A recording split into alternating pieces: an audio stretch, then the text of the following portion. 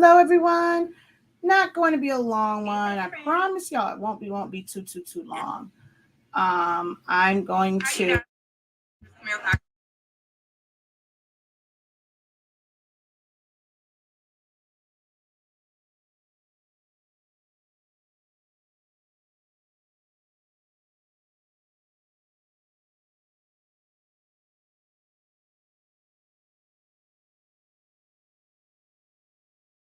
So TikTok won't let me go live on there because it's actually trying to upload a video.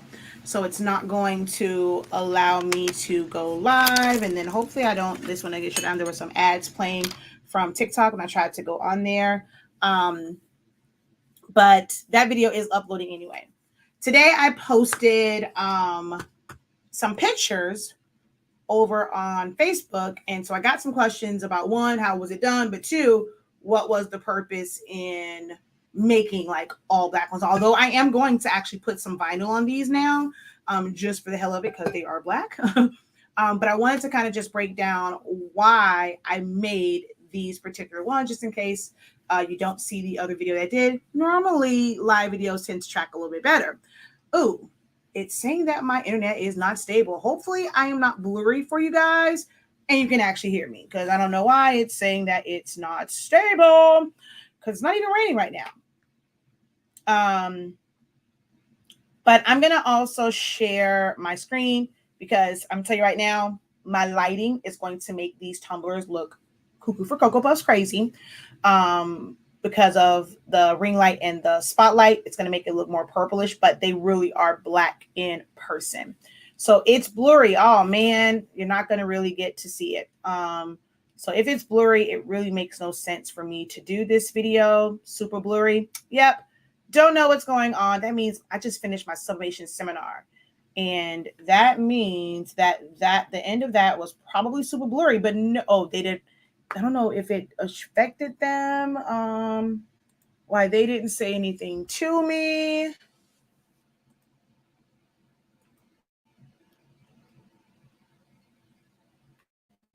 Oh no, I'm checking my internet right now.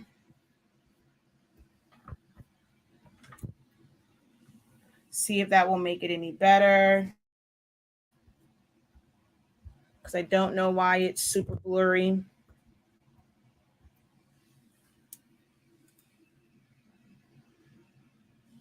Oh, okay. It didn't in the seminar. Yeah, I don't know why it's super blurry right now. Saying that my connection is unstable. Man.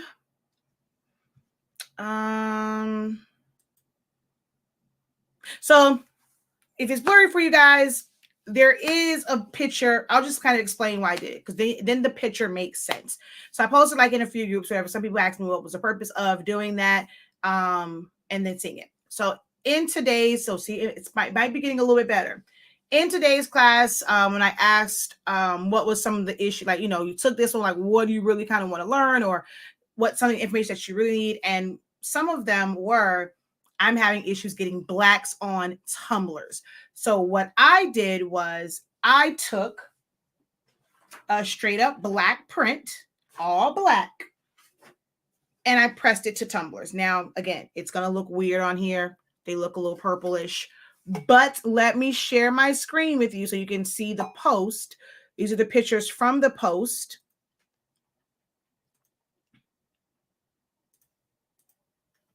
So as you can see, this is really black. Oh, wait, where's the rest of them? Hold on. Wait a minute. Let me put some boom in it. Boom. Okay, no, all of them are showing up. It just kind of came up kind of weird. All right, so you can see there, it is showing black. That is black. Black. Uh-oh, no, I don't know how this stuff is popping up. I don't know. I guess it went back to the beginning. So it's look a little weird on here. They're showing like purplish, but don't mind the color underneath this LED, like these ring lights, is just making it look really weird under the LED lights, but they are black. But what I wanted you to more so notice is like See with this, people always say, like, I mean, you can somewhat, I think the light is shining through it to where you can really see it. But I mean, at like just looking at it, I really can't tell where that seam is. Although like now I can see it, but it's not like a white cast. I don't know why. Because I sure enough was trying to find it earlier. So like with this one, let's see. See this one, you can't really, I think right there, that might be it. Nope. I think that's the, I'm trying to find the seam. There it is. So that's where the seam is for this, but there's no white cast on it. There's no ghosting at the top, no ghosting at the bottom. That's actually tape. That's not ghosting because I use Dollar Tree tape. So that's not ghosting. There's no ghosting here at the bottom on this anywhere. So it is possible to get a, ooh, that might be one little spot right there, to get great blacks to sublimate. I didn't use heat shrink. I didn't use shrink wrap. I used tape. I really think it's more so your substrate. These are tumblers that I got from Johnson's Plastics. There are some places that have really great blanks. I got some stuff from the blank spot. I need to test out their stuff to kind of see if theirs will kind of produce like this. So I haven't tested theirs out yet, but I've seen them kind of do some really great things with theirs, but I haven't fully tested it out yet. But that's somewhere that I know that they pride themselves on having quality products. Your substrates will matter, but you can get them without having ghosts and stuff like that. So people ask, why did I do this? This because it was a teaching moment. I'm actually going to challenge those who are in the Sublimation seminar to print out all black. Take a tumbler and be willing to take a tumbler and try to get it to sublimate. Now, I use an oven. Now, how that's going to work with the tumbler press, I don't know, but I use an oven. These are printed with plain paper setting. The one I just showed is premium matte. I'm going to actually do a third one where I'm going to print it out just to see if it's any different. One was printed twice, one was printed once, one was printed twice, just to kind of see if it changed the color because of the plain paper. It doesn't put down as, well, this is plain, but it doesn't put down as much ink with this one. So I just basically double pressed it just for the hell of it.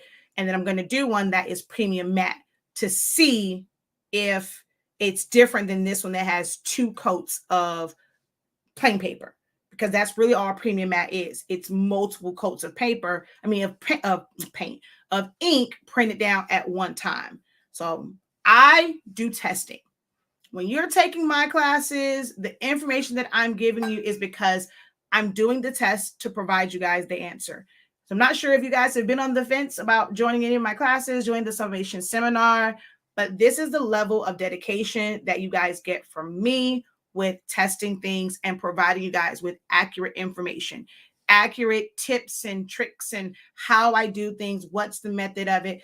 And I did these to show if I can get solid black to sublimate well, there was no reason why that same technique won't work to get something that just has 50% black, even 75%, 25% black to get those same results.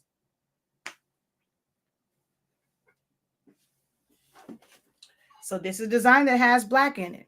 It still sublimates and it is black and not having those issues. Now, again, I've shown this picture. These lights make this look weird. In person, this black. My LED lights makes it look weird. So it's going to look kind of like, just like with this one, looks a little purplish. But in person, this is black, black, black, black, black.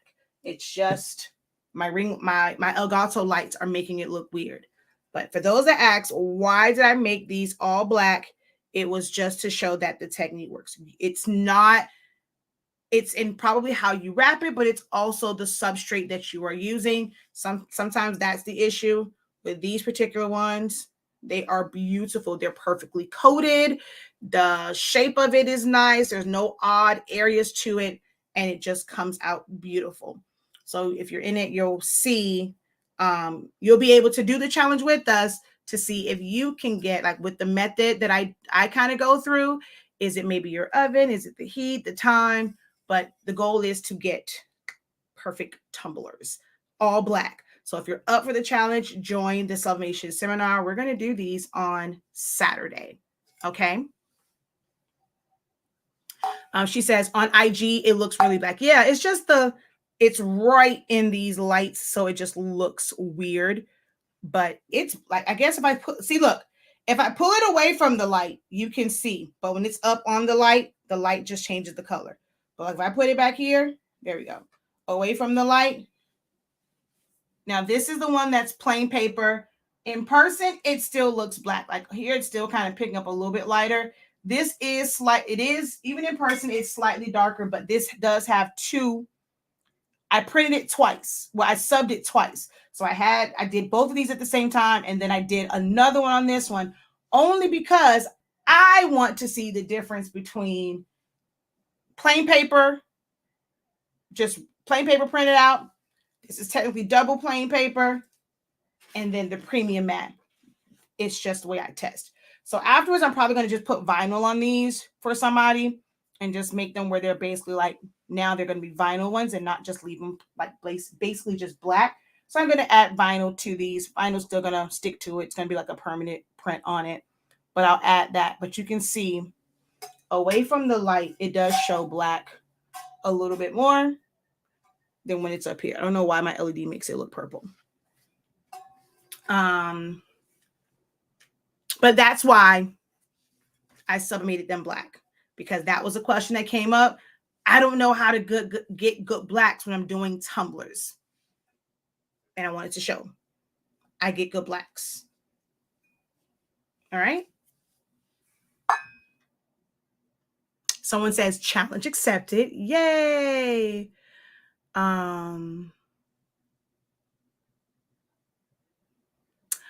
I use your paper ink. Are the settings different for the 7720 different from 6 months ago? Nope. I use the same ones.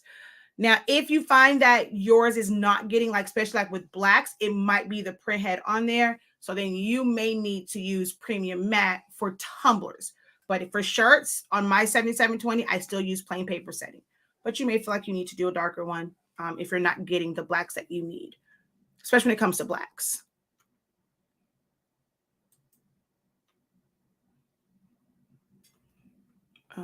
Let's see. I've done the double press for dark solid colors on mask to get better color saturation. Okay. Hey, Miss D. When I use your paper, my F570, I get pizza wheel lines. Is there a fix for me? I don't use an F570. I know several people that use it. I'm not sure if you're talking about the roll paper. So it's like the tacky paper. It is tacky. So there's a certain setting. You have to play around with your settings to basically slow down the printing. I don't know the exact settings because I don't use an F570. Go ahead and post a post in my group. Honestly speaking, the Best Sublimation group on Facebook. And someone that uses an F570 can probably give you the settings that they use. But it does have an additional coating on top. And the F570 still has pinwheels. So you have to find the right setting to avoid those. And just like with the small format or like a wide format one, you still have to clean your rollers periodically. It's a part of your regular maintenance with those types of printers. I appreciate all your testing that you personally do for us. You're very welcome. Hey, Jesse. Hey, Jesse. All right. So I just wanted to come on real quick. I'm about to get off. I've been talking all day. I had 2 classes today. Tomorrow's class is at 12 noon Eastern Standard Time. We're going to be going over heat presses and really understanding the differences in them, how to make an educated decision about, upgrading to another press or choosing another press. So that's tomorrow. Heat presses, heat sources, what's the difference in them? We're going to be going over that tomorrow in day 2 of my 6-day sublimation seminar. Yes, you have to clean your rollers. I have a video on that. I pretty much on like my 7720 and any of the Ego tanks, I just push a disinfectant wipe in there and just go boop, boop, boop, boop, boop, boop, boop, go back and forth. With the 7820, 7840, because they added a double row of pinwheels.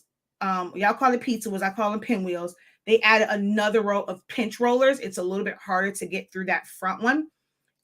So I really can only do the first level, and that one I kind of have to do the credit card thing. Or I just saturate. I have a video with that. I saturate a sheet of paper with cleaning solution, and I just print it through, and it will just go slow to where that it can really pick up on that cleaning solution and clean the wheels. But yeah, you should definitely be cleaning the pinwheels of your printers. That's a part of your regular maintenance. I actually just looked. Hold on.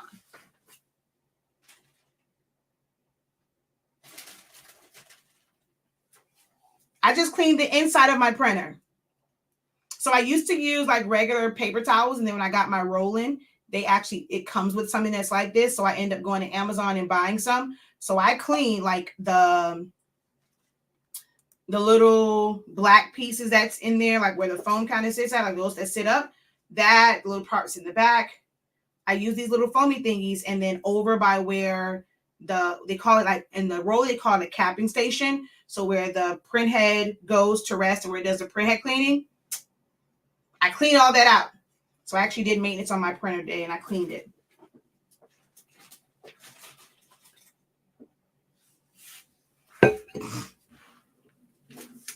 I changed my time in oven. Hold on. And it worked. Perfect. 4 minutes, turning at 2 minutes. Most times I don't turn, but 4 minutes is still better than most. So that's awesome to hear that you got it to work and it didn't burn. Finally going home tomorrow. Can't wait to make stuff with my 7720. Brought it used. I'll for sure clean the wheels. I'm on day 3 of my classes, and I want to say thank you. I actually learned something. Yay! I'll post the link because I forget what they're called. Like, I think I put in Roland BN20 cleaning sticks. I'm not sure what it was, but it's in my Amazon cart. So I'll go get the exact link and I'll share it with you guys. Do I have on cleaning my 7%? So, I mean, I've done it. As far as cleaning the pinwheels, yes. As far as using those, I'm just using it wherever there's extra ink. That's it. How often do I clean the print heads? I don't do print head cleanings a lot. I only do print head cleanings if there is an issue. I don't just run print head cleanings just to clean them. Now, as far as clearing out the ink and stuff, if I'm going in there to change out chips, or if I'm going in there, like if there was an issue, like I was having issue today and I had to push air, if I have to go do that, I got the printer open anyway. I'll just go in with the little sponges and clean them. But yeah, I'll post it. Like, let me see, where's the big old bag of them?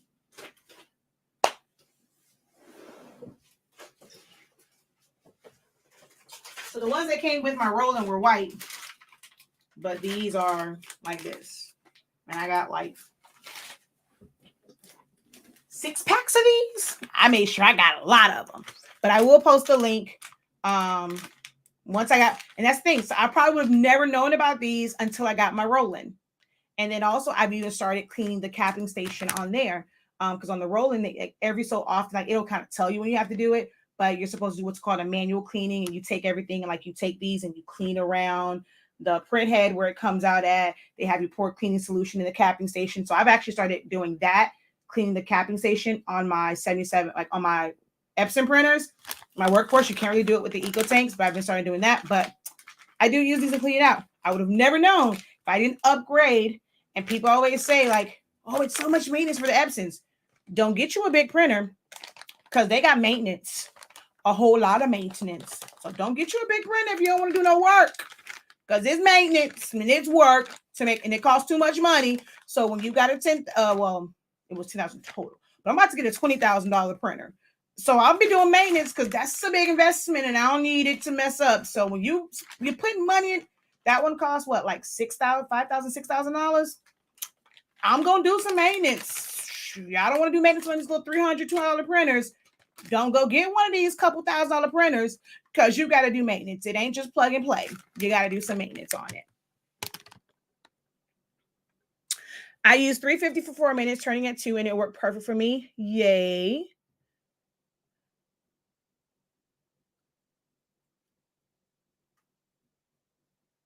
I mean, I thank you, but I do have Amazon links. I would like for you guys. I'm going to give the information, But y'all can use that link, or you can wait for my link and support your girl and go through my links, because I do get and I tell you small.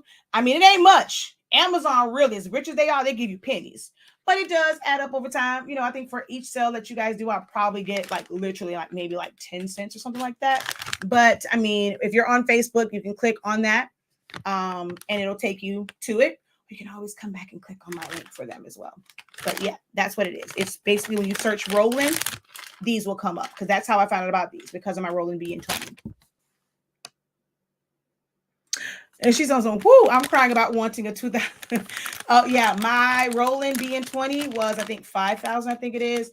And now that we are moving business operation out of the house, we actually have quite a few printers that we're about to lose our mind and buy a bunch of printers all at one time. But the one that's like 20,000, I probably won't get that till like next year, but it is like the big version of the Roland, the big eco solvent one, because I want to be able to do banners and stuff. Yeah, that sucker is about almost like 20K. And so we got to get that one.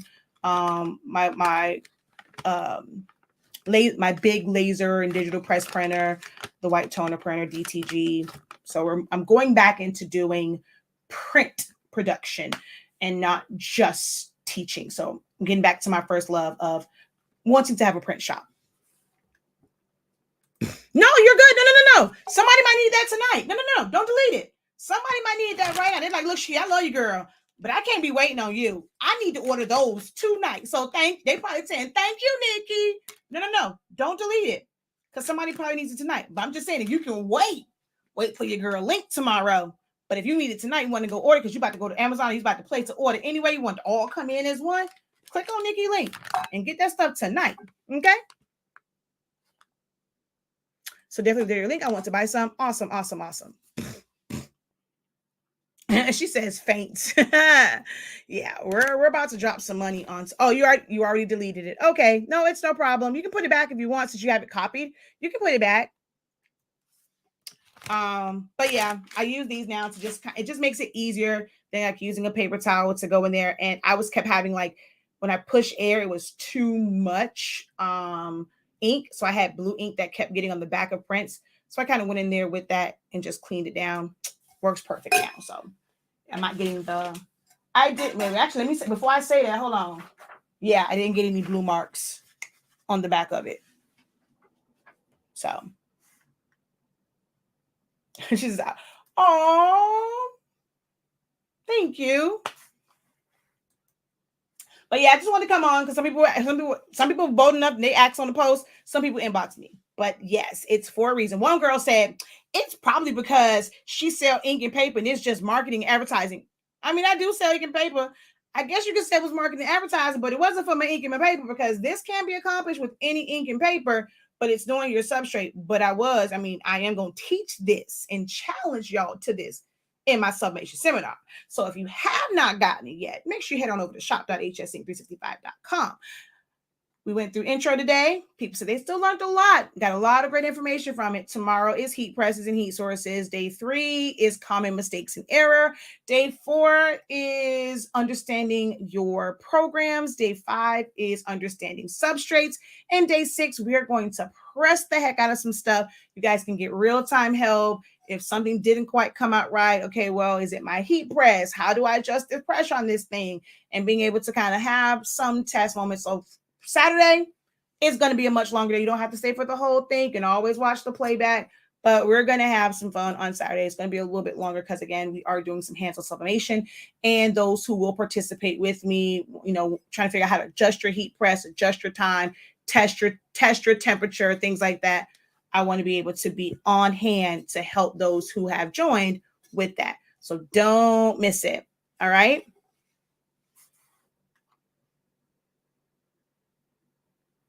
All right, y'all. So let me go because it is late. It's not late, but I got to go. I ate half my dinner, need to go finish the rest. And I also have to go prep for tomorrow because I need to clear out so I can bring my other heat presses in here so that you guys can see those, which it was pouring down raining today, so I couldn't go get them. I'm literally going to have to go first thing in the morning when we drop off the boys to go to the warehouse to get the other heat presses, so I can bring them in here and you guys can see those in comparison with that bad boy over there. All right. All right, y'all. Hopefully I will see more of you guys tomorrow at 12 noon Eastern Standard Time in the Sublimation Seminar. Also, oh, dang it, it's not in here. I want to show you the paper from this. But you like the information, want to support, best ways to show your love to the professor. Go get some of our paper. We have sample packs. If you want to try that out before you commit to getting a whole pack of paper, our inks, 140 milliliter bottles. They are amazing. It's definitely a savings saver because you're getting more bang for your buck by getting the 140 milliliter bottles. All right, y'all. Until next time, have a great one. Continue to unlock your creativity and be incredible. Peace.